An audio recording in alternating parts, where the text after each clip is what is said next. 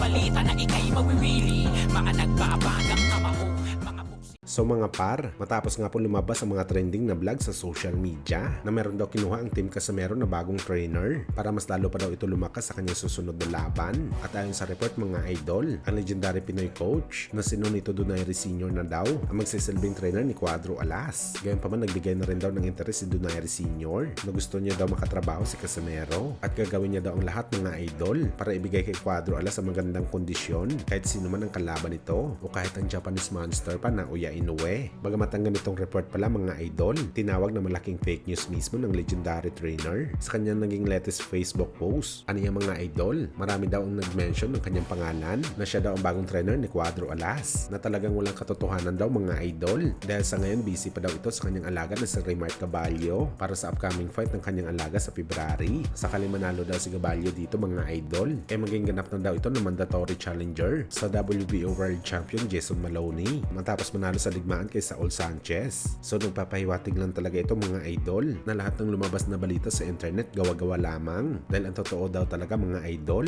wala talagang pag-uusap sa pagitan ni Donaire Sr. at ng kampo ni Cuadro Alas na magsanang puwersa sila sa bakbakan. Kung meron man siguro mga idol na may balita na may bagong trainer si Cuadro Alas, mas mabuti mga idol, hintayin na lang natin ang update mismo sa kampo ni Cuadro Alas dahil ang legit source manggagaling talaga sa kampo nila.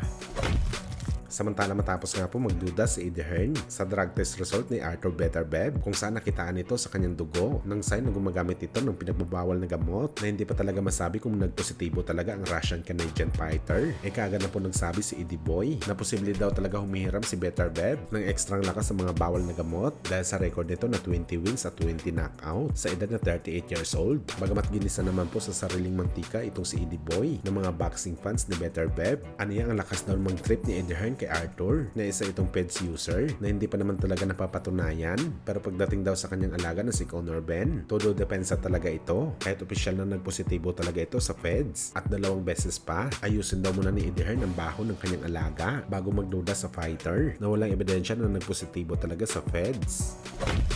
Sa kabilang banda naman mga idol, Sean Porter nagulat sa ginawa at regalo ni Manny Pacquiao kung saan sariwa pa nga sa isip ng dating welterweight champion nung pumunta daw ito sa Pilipinas para maging sparring mate ni Manny Pacquiao sa laban nito kay Cotto. Aniya mga idol, sobrang generous daw ni Pacman. May isang beses daw kasi mga idol sa kanilang sparring na nagustuhan daw talaga nito ang boots na suot ni Pacman at gusto niya daw magkaroon ng ganong boots. Bagamat laking gulat daw ni Sean Porter mga idol na nakarating pala kay Boss Manny na gusto nito ang kanyang sapatos pang boxing. Hindi daw talaga nagdalawang isip si Pacman mga idol na ibigay ito ng personal kay Sean Porter. At dito daw talaga ni Porter mga idol na patunayan na hindi lang pala magaling si Pacman sa ring, pati na rin pala sa labas bilang individual na tao.